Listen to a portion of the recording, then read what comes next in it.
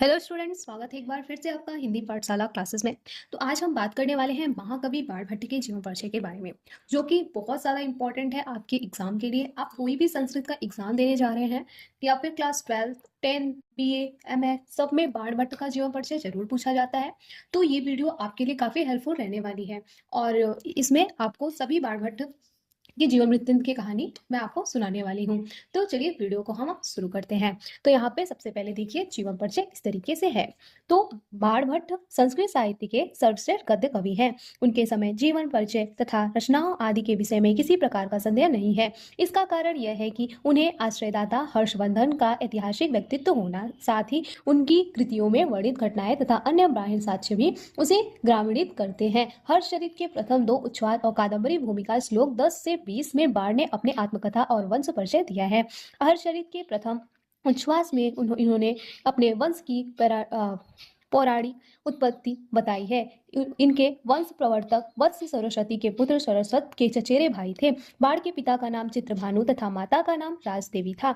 बचपन में ही इनकी माता का देहांत हो गया था और पिता ने इनका पालन पोषण किया। 14 वर्ष की आयु में ही इनके पिता का भी सर्वनाश हो गया था। पिता की मृत्यु के बाद शोक संतप्त बाण अपने मित्रों के साथ देशाटन पर निकल पड़े और यायावरी जीवन व्यतीत करने लगे। भ्रमण दौरान बाण राज दरबारों तथा गुरुकुलों में भी गए। विद्वानों के बीच में रहते हुए बाण की प्रकृति बदल गई। वे अपने वात्स्यायन वंश के अनुरूप गंभीर स्वभाव के होकर अपनी जन्मभूमि को लौट आए। इनके पूर्वजों का निवास स्थान सोन नदी के पास प्रीतिकूट नामक ग्राम में था। अब समय हम बात कर लेते हैं बाणभट्ट की समय कब से कब तक थी। तो बाण सम्राट हर्ष के सभा पंडित थे, अतः बाण के समय निर्धारण में कोई कठिनाई नहीं है। हर्ष का राज्याभिषेक अक्टूबर 606 ईस्वी में हुआ और इनकी मृत्यु 648 ईस्वी में हुई। ताम्रपत्रों तथा चीनी यात्री हेनसोंग के संस्मरण से यह तिथियां निर्णित हो चुकी हैं। ठीक है, हेनसोंग आपने हिस्ट्री में पढ़ा ही होगा क्योंकि ये एक लेखक थे।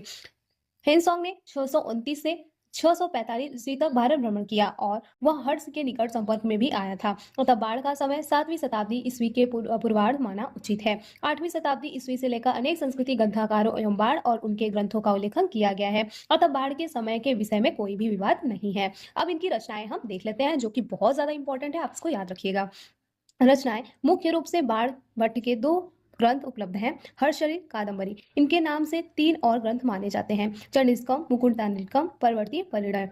परंतु इन तीनों रचनाओं की प्रामाणिकता संदिग्ध नहीं है।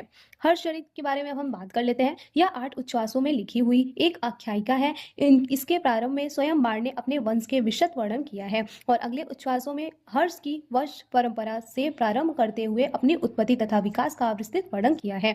अब बात कर लेते हैं कादंबरी की। कादंबरी बहुत ज्यादा इंपॉर्टेंट है, जो कि आपके चैप्टर में भी है।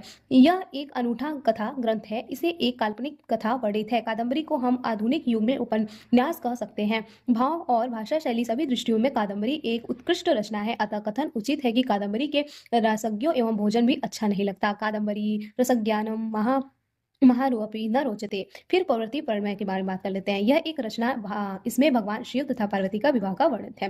फिर चंडिकम में है, ये 100 श्लोकों का संग्रह ग्रंथ है। इसमें अत्यंत सुंदर शब्दावली भगवती चंडिका की स्तुति की गई है। अब मुक्ति तांडिकम के यह एक नाटक है, परंतु अब अप्राप्य है। ठीक है, तो आई होप आप लोग को ये वीडियो समझ में आई होगी। बाणभट्ट के जीवन परिचय आप लोग को समझ में आई होगी अच्छी तरीके से।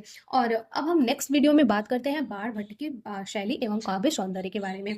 ठीक है, तो आई होप आप लोग को ये वीडियो पसंद आई हो। तो ऐसी वीडियो के लिए हिंदी पाठशाला क्लासेस को सब्सक्राइब कीजिएगा और अपने दोस्तों के साथ शेयर करना ना भूलिएगा और एक प्यारा सा कमेंट जरूर कर दीजिएगा। मिलते हैं नेक्स्ट वीडियो में, तब तक के लिए थैंक यू।